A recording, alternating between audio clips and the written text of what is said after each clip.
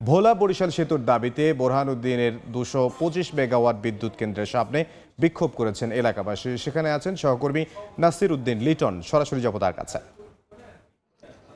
দ্বীপ জেলা ভোলার 20 লাখ মানুষের প্রধান সমস্যা সড়ক পথে দেশের মূল ভূখণ্ডের সাথে যোগাযোগ। এই সমস্যা সমাধানের জন্য ভোলাবাসী দীর্ঘদিন ধরেই ভোলা বরিশাল সেতু সহ 5 দফা দাবির আন্দোলন করে আসছে। সেই আন্দোলনের অংশ হিসাবে গত 28 নভেম্বর শাহবাগ চত্বরে হাজার হাজার মানুষ ভোলাবাসী যারা ঢাকাস্থ তারা সমাবেশ করে সেই সমাবেশ থেকে 48 ঘন্টার আলটিমেটাম দিয়েছিল ভোলা বরিশাল সেতুর জন্য সরকার কাছে। সেই আলটিমেটাম শেষ হয় আজকে ভোলা বোরহানউদ্দিন এবং লালমোহন উপজেলা থেকে এই আন্দোলনে অংশগ্রহণকারীরা যারা রয়েছেন তারা বোরহানউদ্দিনের শাহবাজপুর গ্যাস ক্ষেত্র এবং পথ পাড়ি দিয়ে আন্দোলনকারীরা এখন ভোলা 225 ঘোষণা দিয়েছেন। সেই লক্ষ্যে ভোলা সদর থেকে প্রায় 35 কিলোমিটার পথ পাড়ি দিয়ে আন্দোলনকারীরা এখন ভোলা 225 মেগাওয়াট বিদ্যুৎ কেন্দ্রের সামনে অবস্থান করছে। প্রায় 1-1.5 ঘন্টা পর্যন্ত এখানে বিক্ষোভ করতে দেখা গেছে। এখানে নানা রকমের ভোলা বরিশাল সেতুর তারা দাবি জানাচ্ছে সরকারের কাছে।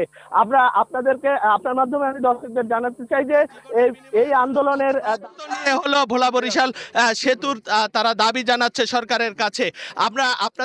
আপনার মাধ্যমে আমি দর্শকদের জানাতে চাই যে এই আন্দোলনের দাবিতে গত 11 নভেম্বর ভোলার চরফেশন থেকে, ভোলার সর্বদক্ষিণের উপজেলা চরফেশন থেকে একদল তরুণ তারা ঢাকা অভিমুখে যাত্রা করেছে। তারা তেঁতুলিয়া নদী এবং প্রমত্তা পদ্মা পাড়ি দিয়ে তারা ঢাকা গিয়ে প্রায় 1 সপ্তাহের মতো শাহবাগ এবং শহীদ মিনারে অবস্থান করেছে, যেন ভোলার মানুষের প্রাণের দাবি ভোলা বরিশাল সেতু সহ যে 5 দফা দাবি, সেই দাবিগুলো যেন তারা পূরণ করে।